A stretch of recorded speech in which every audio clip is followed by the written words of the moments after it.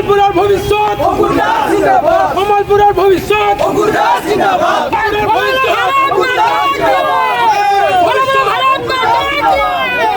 কমলপুৰৰ ticket প্ৰত্যাশী অংকুৰ দাসৰ বাইহাটা চাৰিআলি জনসম্পৰ্ক অভিযান। কমলপুৰ সমষ্টিৰ সমাজসেৱক অংকুৰ দাস তথা কমলপুৰ বিকাশ মঞ্চৰ সভাপতি অংকুৰ দাসৰ জন্মদিন উপলক্ষে কাৰ্যালয়ত কেক কাটি জন্মদিন উদযাপন কৰে।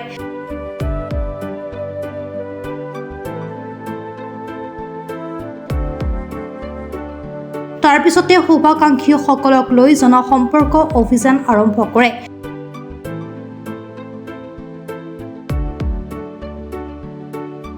বাইহাটা চাৰিআলিৰ চকত স্থানীয় ব্যৱসায়ীসকলৰ লগত অংকুৰ দাসে মত বিনিময় কৰে। মোৰ জন্মদিন কোনোদিনেই পালন কৰা নাই, সাধাৰণ ঘৰৰ মানুহ, একেবাৰে সাধাৰণ ঘৰৰ মানুহ। এই জন্মদিন পালন কৰাৰ বাবে আজি মোক মোৰ ফেন ক্লাবটোৱে আজি মোক বাধ্য কৰালে, তেওঁলোকৰ মনৰ আশা জন্মদিন পালন কৰিব লাগে। কিন্তু আমি গাঁৱৰ মানুহ, সাধাৰণ মানুহ, জন্মদিন আমাৰ পালন নহয়, গুৱাহাটীতো পালন কৰাৰ আমাৰ কোনো হাবিয়াস নাথাকে। গতিকে তথাপিও যিহেতু জন্মদিন পালন কৰি দেখিলে কেক কাটিলোঁ। আজি এটা শুভবাৰ্তা আপোনালোকলৈ মই দিব বিচাৰিছোঁ। কমলপুৰ সমষ্টিবাসী মনৰ মানুহ হ'বলৈ আমি আপ্ৰাণ চেষ্টা কৰিছোঁ। বিভিন্ন অঞ্চল ঘূৰিছোঁ, ফুৰিছোঁ। ৰাইজৰ স্বতঃস্ফূৰ্ত সঁহাৰিয়ে আমাক আমাৰ জীৱনৰ এই ৰাস্তাটোত, কঠিন ৰাস্তাটোত এক সহজ ৰাস্তালৈ পৰিণত কৰিবলৈ যিটো চেষ্টা কৰিছে, তাৰ বাবে কমলপুৰ সমষ্টিবাসী ৰাইজলৈ মই শ্ৰদ্ধা জ্ঞাপন কৰিছোঁ। সমাগত নিৰ্বাচন 2026 চন, আপোনালোক সকলোৱে জ্ঞাত। সমাগত নিৰ্বাচনত মই ভাৰতীয় জনতা পাৰ্টীৰ এগৰাকী প্ৰাৰ্থিত্বৰ প্ৰত্যাশী। মোৰ মনৰ আশা ভাৰতীয় জনতা পাৰ্টীয়ে 1997 চনৰ পৰা দলক কৰি অহা সেৱাৰ বাবে মোক এইবাৰ চয়ন কৰিব। আৰু মই এই মুহূৰ্তত ক'ব পাৰোঁ, প্ৰায় লক্ষাধিক ভোট লৈ মই কমলপুৰ সমষ্টিৰ পৰা এক ৰেকৰ্ড লৈ, যি ভোট এতিয়ালৈকে পোৱা নাছিল, ৰেকৰ্ড লৈ মই আগবাঢ়ি যাবলৈ সমৰ্থ হ'ম।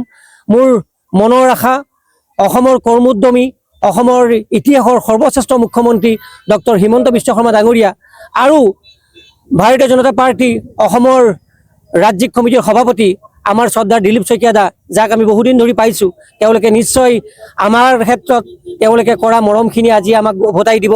কাৰণ ৰাইজে বিচাৰিছে এক পৰিৱৰ্তনৰ এক আশালৈ তেওঁলোক আগবাঢ়িছে। আজি আমি বাইহাটা চাৰিআলিৰ প্ৰত্যেকখন দোকানৰ লগত জনসম্পৰ্ক অভিযান চলাম। আচলতে মোৰ নিজৰ মানুহ, চাৰিআলিখন মোৰ অত্যন্ত নিজৰ মানুহ, প্ৰত্যেকটো সমস্যাত তেওঁলোকৰ থকা মানুহ। কিন্তু তথাপিও সমাগত নিৰ্বাচনত আমাৰ নামটো যে বেলট পেপাৰত থাকিব, সেই কথা জনাবলৈ তেওঁলোকৰ ওচৰলৈ গৈছোঁ। আপোনালোকে মোক প্ৰশ্ন কৰিব, ভাৰতীয় জনতা পাৰ্টীয়ে যদি টিকট নিদিয়ে কি হ'ব? আপোনালোকে সোধা প্ৰশ্নটো ময়ে কৈ দিলোঁ। মই ৰাইজক আশ্বস্ত কৰিছোঁ, ৰাইজে মোক কৈছে মোৰ নামটো বেলেট পেপাৰত থাকিব লাগিব, ৰাইজে বিচাৰিছে। আৰু ৰাইজৰ কথা মতে মই আগবাঢ়িম। ৰাইজক বিবুদ্ধিত পেলাই মই কোনো ধৰণৰ কাম এতিয়ালৈকে কৰা নাই বা কৰিব নিবিচাৰোঁ। কমলপুৰ সমষ্টিৰ পৰা 3 মাহত ড্ৰাগছ নিৰ্মূল হ'ব। প্ৰথম কথা, ড্ৰাগছ নিৰ্মূল। আৰু কেনেকৈ নিৰ্মূল হ'ব তাৰ এক পৰিকল্পনা মই যুগুত কৰিছোঁ। বহুতে ক'ব বৰ টান কাম, কিমান টান কাম? 3 মাহত আপোনালোক 3 মাহ পিছত মোৰ ওচৰত আহিব, দেখিব কমলপুৰ সমষ্টিৰ ড্ৰাগছ ক'ৰবাত হেৰাই থাকিব। আৰু মই সদায় কৈ অহাৰ দৰে জুন মাহত কমলপুৰ সমষ্টিৰ 6 গৰাকী ল'ৰা ছোৱালীক, 2 গৰাকীক ৰাজস্থানৰ কোটা, 2 গৰাকীক হায়দৰাবাদৰ বিকাশ, 2 গৰাকীক দিল্লীত JEE মেইনছ আৰু নীট পৰীক্ষাৰ কোচিং বাবে মোৰ পইচাত যাব।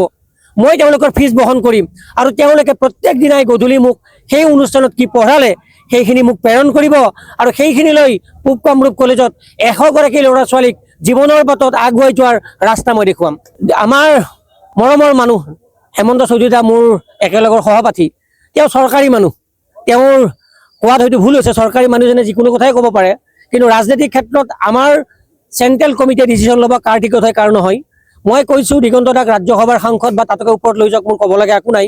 কমলপুৰ সমষ্টি আমাৰ, কমলপুৰ সমষ্টিত প্ৰায় 48 বছৰ জন্মগতভাৱে কমলপুৰ সমষ্টিৰ লগত আছোঁ। কমলপুৰ সমষ্টিৰ উন্নয়ন আমাৰ লক্ষ্য।